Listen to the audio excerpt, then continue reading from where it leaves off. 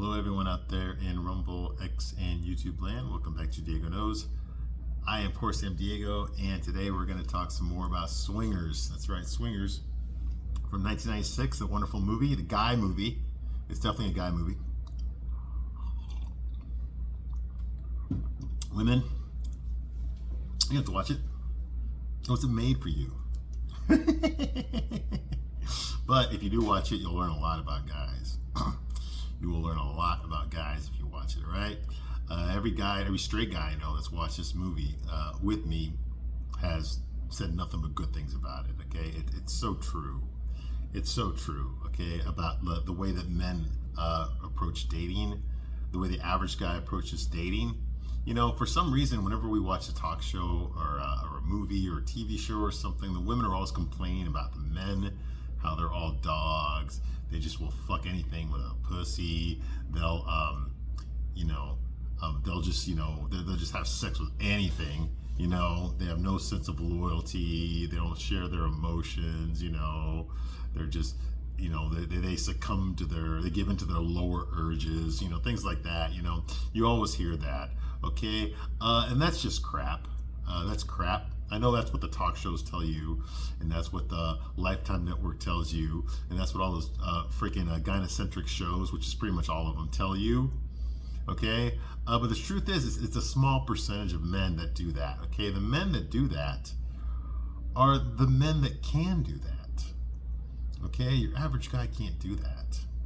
The low-value men cannot do that. Okay, only the high-value men are able to do that.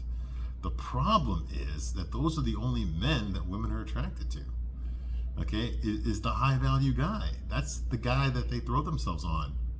And then they're dumbfounded when those guys, pump and dump them, fuck them over, lie to them, get them pregnant and then abandon them, leave them for a hotter, younger girl, have an affair, that kind of stuff. Okay, they get upset. Okay, so they judge all men on what that small percentage of men do. And the reason they do it is because they can. It's because they can.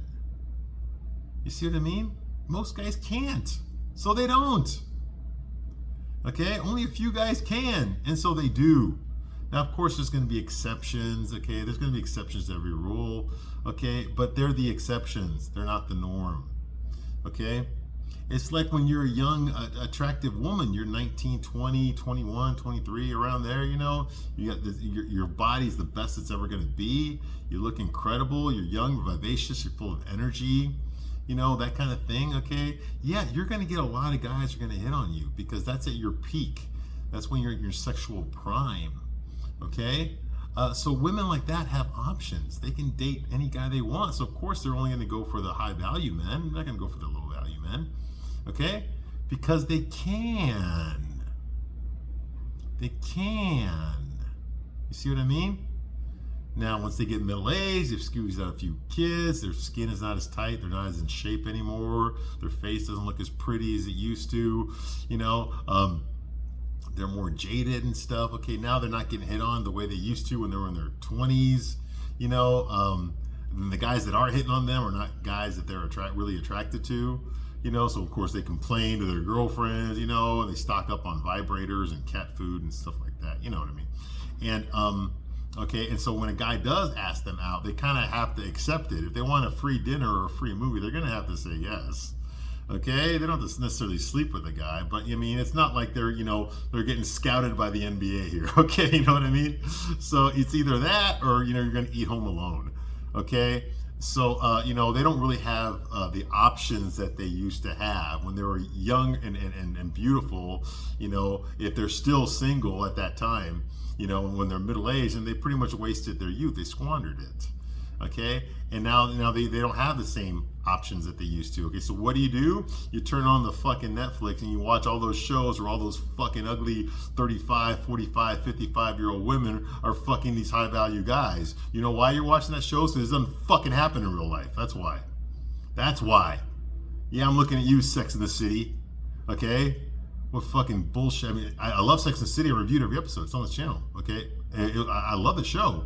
But it was bullshit, especially in the way it portrayed men. There were no men on that show. Very few men on that show, I should say, okay? But women, they want to live in a fantasy world where they're the boss bitch, and no, men don't reject them; they reject men. That's how it is. Okay, get the fuck out of here. Okay, and you call us men delusional? No. Okay, let me tell you, porn is more realistic than that. Okay, all right, but to each his own. To each his own. If you want to live your life that way. But the point is that this movie doesn't deal with that. Just like, chick flicks don't deal with what I just talked about because it's too fucking close to home. And women don't want to be reminded of that, all right, where they are, all right? Well, men tend to embrace where we are, okay? We know damn well that most of us are not Brad Pitt, okay? We're not Jeff Bezos, okay? We're not Harry Styles, all right? We're not the kind of guy we're not the men that women are just going to throw themselves at. Okay, most of us are not that, and we know that. We know we're not that. Okay, the good news is most of us don't necessarily want that. We don't want to be Hugh Hefner. I mean, we might fantasize about it for a day or something. I wouldn't mind being Hugh Hefner for like a week. But we don't want to stay there because ultimately what most straight men want is just to find that one woman that's the exception to the rule. Okay, that one woman that, is good to them, keeps herself looking good, and acts feminine, doesn't treat her husband like he's a piece of shit or an annoyance, okay, doesn't talk down to him, shows him respect. Holy shit, that's like almost impossible today. You never see women respecting men anymore. In anything, in any movies or TV shows, you'll never see a woman respecting a man, ever. You might see a woman love a man, but you won't see her respecting a man. Okay, and to me personally, respect is more important than love. It is. I'll take respect over love. Okay, you know why? Because you can fuck over someone you love. Okay, you never fuck over someone you respect. Okay, and that's the difference. I'll take respect over love any fucking day of the week. All right, but you never see that because men don't deserve it. They're not entitled to it. They haven't earned it. That kind of shit, right? But yet women are born and we have to respect them. You see what I mean? So you see the hypocrisy here. Okay, this movie deals with the issues that men have as far as dating goes, and as far as how they treat women, and how women treat them. How women treat them. That's the big key here. This movie talks about that. How do women, we always see how men treat women. They're always portrayed as being either super charming, big dick, square jawed, ripped abs, all that kind of shit. Women just fucking gush like Niagara Falls as soon as he fucking walks in the room. Or they're all scumbags, they're all fucking, sexual harassers and shit like that, and they're all just, scummy, slimy, losers. That's how, women look at men. Okay, as they're the problem. Okay, women never want to see themselves as the problem. Okay, because no woman wants to see a movie where she's the fucking problem. You see what I mean? Whereas guy movies are full of the guy being the problem. He's got to fucking fix himself. He has to fix himself. Okay, not the woman. The guy has to fix himself. Okay, you see what I mean? And most men are okay with that. Yeah, we don't like it. I'm just like no woman would like a movie that tells her basically she's the problem. No one wants to see that movie. But guys, we do see the movies because, we know in a lot of ways it's true. Okay? As long as it's constructive, as long as it's, tactfully done, we're willing to work on ourselves to be better. Okay? But we got to do it for our own reasons. We got to do it for ourselves, not for a woman. We got to do it because that's what we want. Because we have to respect ourselves. Even if no one else does, we still have to respect ourselves. It's the only way we can look at each other with any sort of dignity. Okay, and if you don't respect yourself, if you don't, love yourself, and respect yourself, who the fuck else is going to do it? Nobody. Why should anyone do it if you don't even care about yourself? Otherwise, you're just looking for someone to be your fucking crutch, to keep puffing your Peter to make you feel better about yourself. And no person should be relegated to that position. No man or woman should be relegated to that position, okay? This movie deals with that. With being a man, fucking get rid of your goddamn insecurity. Don't let your insecurities stop you from pursuing what you want. There comes a time, part of being a man, or part of being an adult, is to deal with fear. To deal with the fear of the unknown, fear of rejection, fear of getting your heart broken again, fear of, not succeeding, Nobody knows how the future is going to be. Only one man knows that, and that's the man upstairs, okay? So if you know what you want, then the man upstairs put that in you, and you have a responsibility to yourself to pursue it. And that's got to be your number one focus. Not getting laid, not trying to find the love of your life, okay? because that you're dependent on someone else to provide you with something that you're responsible for providing. You see what I mean? And that's not fair to anybody. Okay, that's a part of growing up. And luckily in this movie, that's what they deal with. They deal with Mike Peters, Jon Favreau's character, having to fucking grow up, having to fucking put away all this fear and overcome his fear, or be afraid and fucking do it anyway. That's what I do.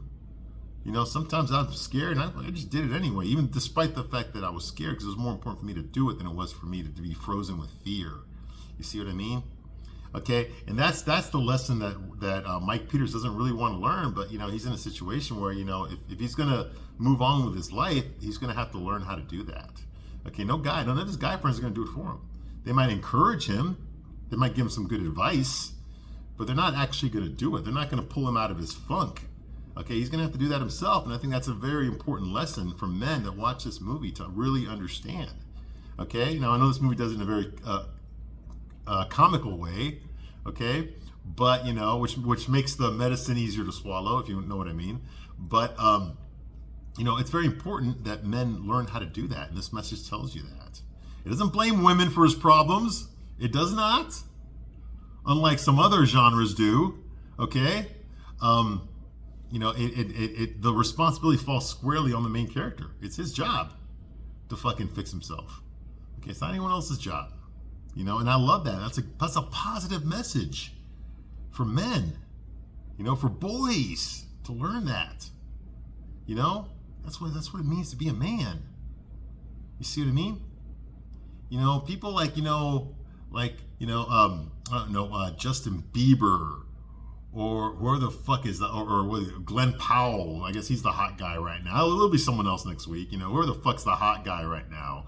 Okay, the type of guy that women just throw themselves at. Okay, guys like that, they don't really learn that lesson. They're so into getting what they want. It's just coming towards them. They never have to really work for it. Maybe they did in the past if they come from humble beginnings. Okay. But do you really think like Denzel Washington's son ever had a fucking struggle to get pussy? Of course not. Of course not. He's never gonna know what it's like to fucking walk through the fear, like Mike Peters is. But the average guy does. The average guy does. Okay, and that's why I love this movie, because it speaks to the average guy. It doesn't speak to the fucking 0.001% of the straight single available men out there, like all the fucking chick flicks do. Okay, who only deal with that type of guy. Like Sex and the City does, who only deal with that type of guy. Like some fucking billionaire heart surgeon is gonna bump into a fucking 45-year-old, no tits, saggy ass Samantha and immediately fall in love and ask her out to dinner. Are you out of your fucking mind? Do you think that would happen in real life? Get the fuck out of here. If anyone's gonna ask out Samantha, it's gonna be the cook from Taco Bell, man. Get the fuck out of here. That's why Sex and the City belongs on the friggin' Sci-Fi Channel, man. Right in between Star Trek and fucking American Werewolf in London.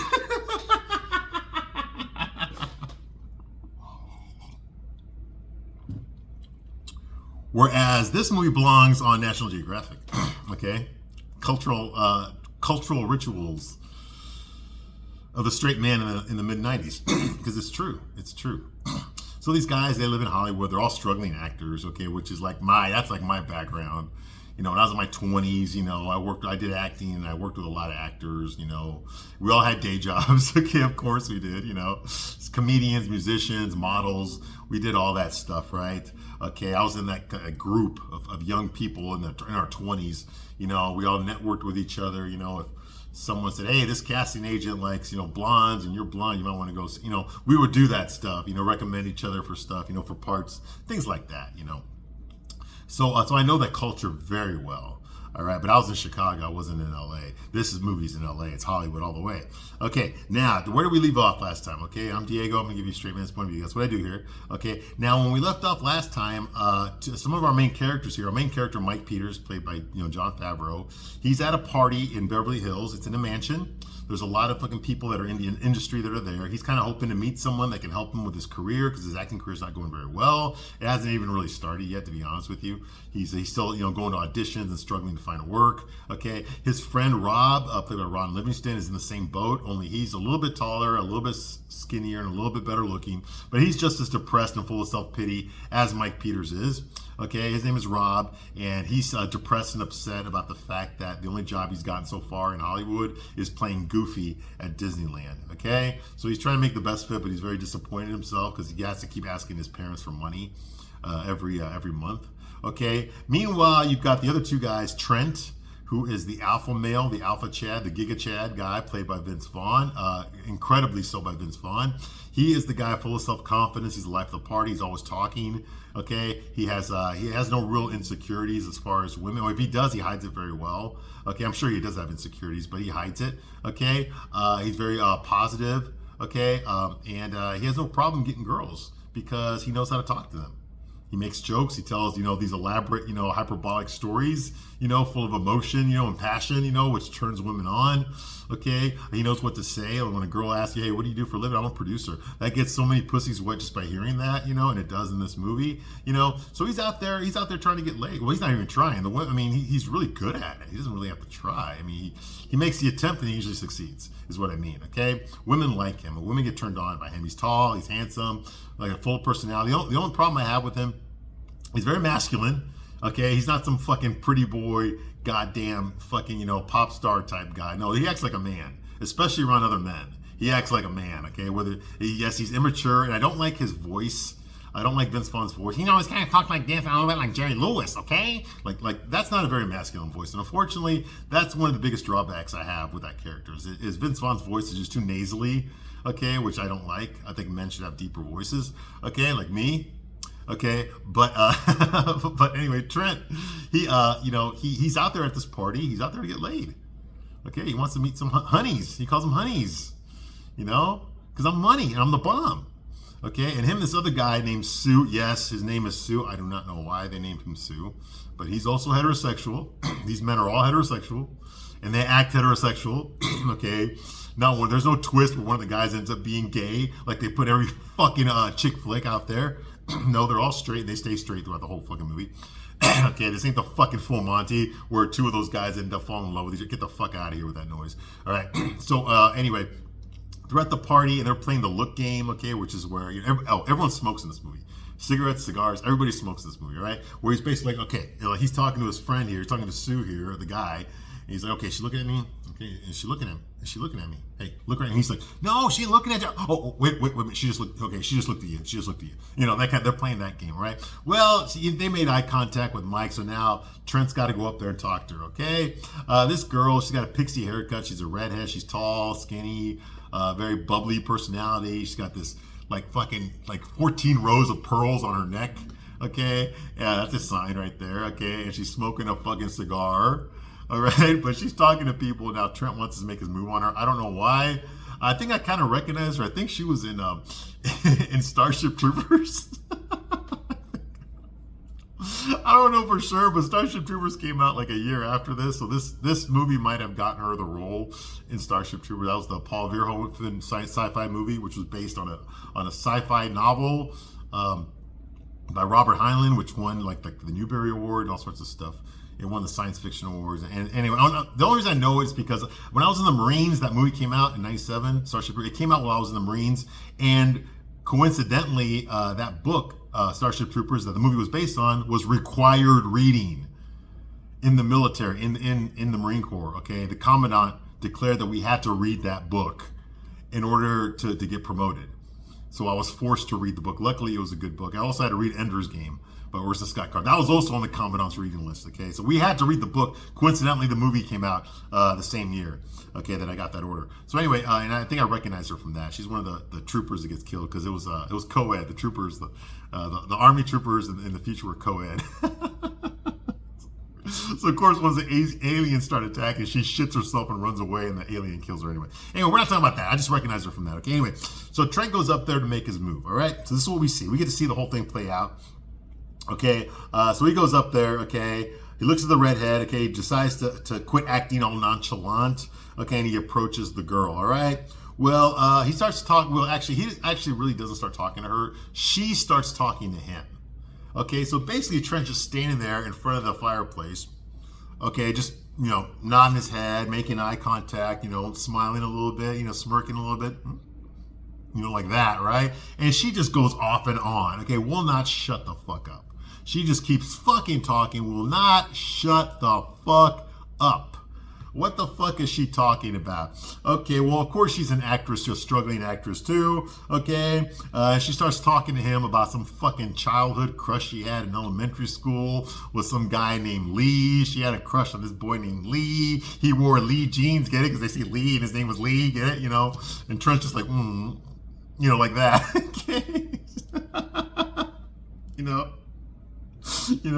And he told her, this Lee boy told her that she was ugly, and so that made her upset, that made her sad, and she started to cry, and she told the teacher that the boy made fun of her. The teacher said, oh my God, you have so much emotion. You should become an actress, she told me that, to be an actress, because that's like my thing. I can like cry on cue, like when I watch this, I can't like a cast it on, because I can cry, I know I can cry on cue. It's like the cool thing that I can do that nobody else can do, like that. And Trent's just like,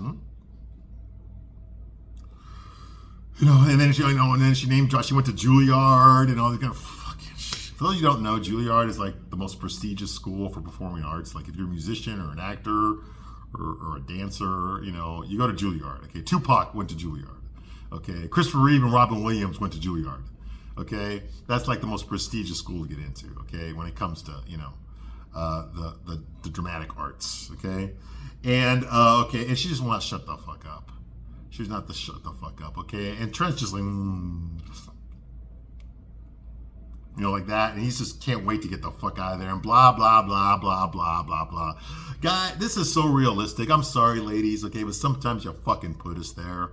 Like, I don't give two fucking shits. If I'm meeting a girl for the first time, okay, I really don't give two fucking shits about how sexy you think some fucking celebrity is, or the boy you fucking fell in love with in 5th grade, okay, and how he treated you. I could give two fucking shits about that. Do you really fucking think I want to hear your goddamn life fucking story? I don't. What I want to know is about you. What are you doing right now? What are you into right now? What kind of things do you like? Okay? I don't want to hear about your goddamn crush you had in the fucking 4th grade. Okay? Or any stupid ass shit like that. You're gonna fucking put me to sleep and you're gonna fucking make me bored. And I don't give a fuck about how pretty you are if you're talking to me like that. You know why? Because the only way I could fuck you is to shut you the fuck up. And if you're already predispositioned to never shut up, okay, it's gonna be a horrible fucking sex life, which means I ain't gonna fucking do it, okay? I'd say look at the fucking Sofia Vergara. Okay, that woman is a fucking 10. Even today, at her age, she's like 50-something years old.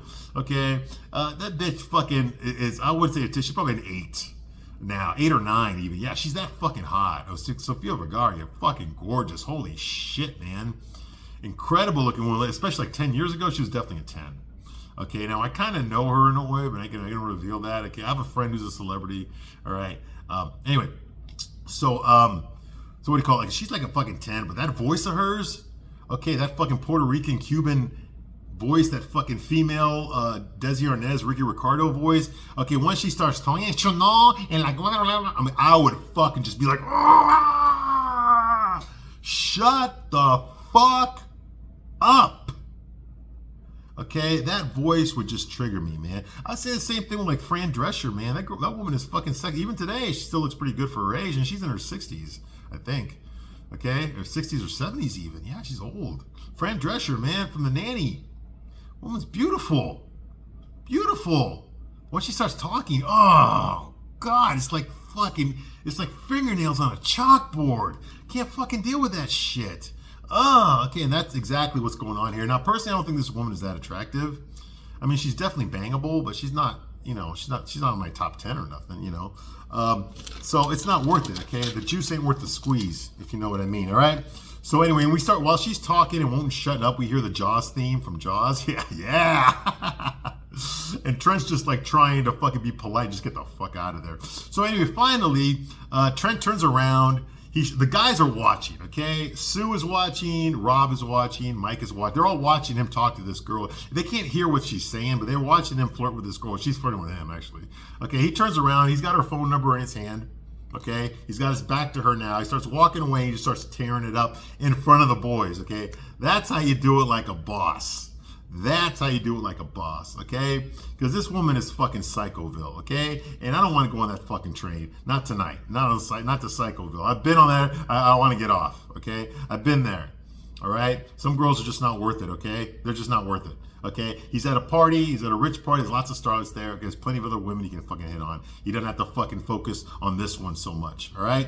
And I'll say that to any guy. So anyway, and he knows that. I don't got to say it to Trent. He already knows this. So he walks back to the guys and he tears up the phone number in front of them, and of course, like a boss. And of course, Mike, Jon Favreau's character, Mr. Brokenhearted Soy Boy, Mangina, he's got to put on his white knight and defend all women and call out, Trent's misogyny and his sexism. He's like, that wasn't cool. That was a dick move, Trent. Okay? You got her to give you your number and then you just tear it up. What kind of excuse of a man are you? That's not something a gentleman would do. Like that. Just like that. And Trent tells Mike the truth. He's like, "What? No, if it was me, man, I would tell Mike, shut the fuck up and go over there with your gay fucking friend and jerk off, all right? Me and my friend here, we're trying to get some fucking pussy. And you're bringing me down." Okay, that's what I would say, but I'm not Trent, okay, and I didn't write the movie. So, so he tells him, he's like, look, man, she didn't see me tear up her number, okay? So what the fuck does it matter? And he's like, and Mike's like, but it does matter. She's a woman. You need to treat her with some respect.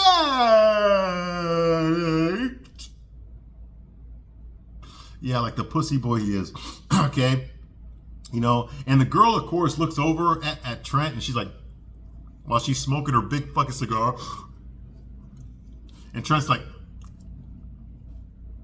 no, he's not. He's not going to call her. And he says, like, okay, there's no way, man. He's like, I'm not going to call that bitch. There's no fucking way.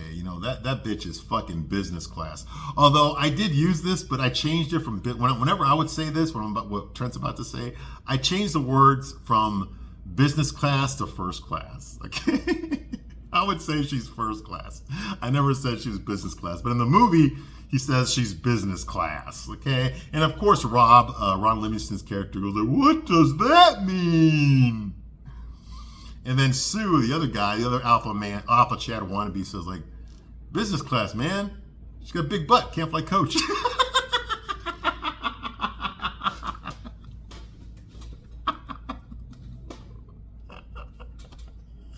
I mean, I couldn't see her ass in this scene, okay? I doubt she had it, because she looks kind of swanky to me, actually. So I can't imagine her butt being that big. She didn't look really chunky or nothing, okay? But like I said, what I would say is, first class, big butt can't fly coach. Okay? And if you want to judge me, like you've never made a sexist remark against men, right? You're the fucking angel out here with your goddamn fucking halo. Never made a sexist remark about men in your entire fucking life, and neither of any of your fucking girlfriends in your presence, and if they ever did, you would have corrected them, right? Get the fuck out of here with that bullshit.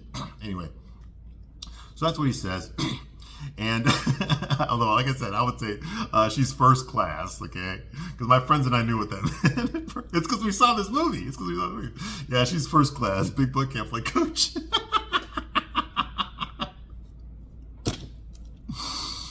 Did I tell you this movie's authentic? Well, it is. All right. All right. So that's going on here. Okay. And now we hear some jazz music. All right. And, a lot of horns, a lot of, saxophone, and stuff like that, and they decide to leave. All right. And they're going to go to a bar now. Okay. They decide they're going to go out to some fucking bar, some hole in the wall bar in Hollywood called the Dresden. Okay, which has a live band. Ooh, a live band. Actually, it's these two fucking old fucks. It's a man and his wife. Okay, they're called Marty and Elaine. Okay, and basically Marty's playing the drums and Elaine's playing the accordion. Okay, and they walk in there, all right, and they're playing, I'm not fucking kidding.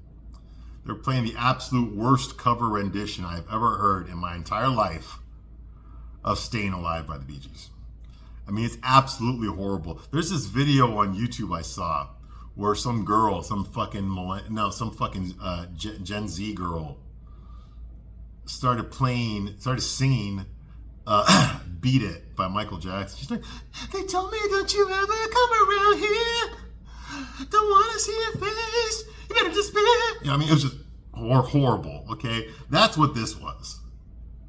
That's exactly what this was, okay? Think the Culps from fucking Saturday Night Live, okay? That's Will Ferrell and Anna Gasteyer, where they play those music teachers and they start singing those pop songs the way a middle-aged musical teachers would. You know, Will Ferrell's the bald guy on the piano, and you know, and his wife is the woman dressed like a grandma, you know, in her glasses, you know, and they're singing like rap music and shit, you know, the way that music teacher from elementary school would do, or junior high would do it. Yeah, think that.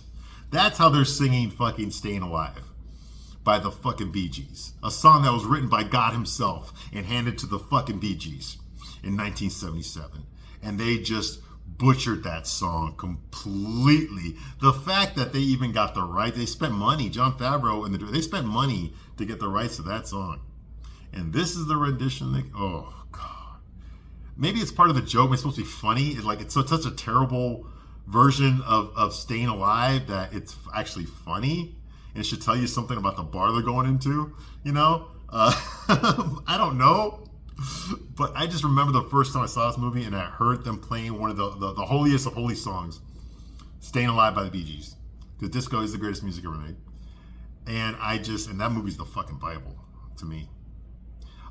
Yeah, I was pretty, I mean, you don't believe me? Look at that. You see that right there? You can't see it behind the palm right there behind the palm. Okay, that right there, that's a poster for fucking Saturday Night Fever. Yeah, in my living room, there's a poster for Saturday Night Fever. That's how much I love Staying Alive, the Bee Gees version. Okay, I based my entire fucking life on that movie. All right. So anyway, and they're playing this song, and it's just horrible. It's horrible, and I can't stand it. Okay, and now the good stuff starts to happen, all right? But I will get to that in the next video, okay? Because we're going to get to the scene that everyone talks about in this movie, okay? Everyone sees the movie always talks about this one scene that's about to come up, all right? And we're going to get to that in the next video. I thank you very much for watching this long, and I will see you soon on the next one. Bye.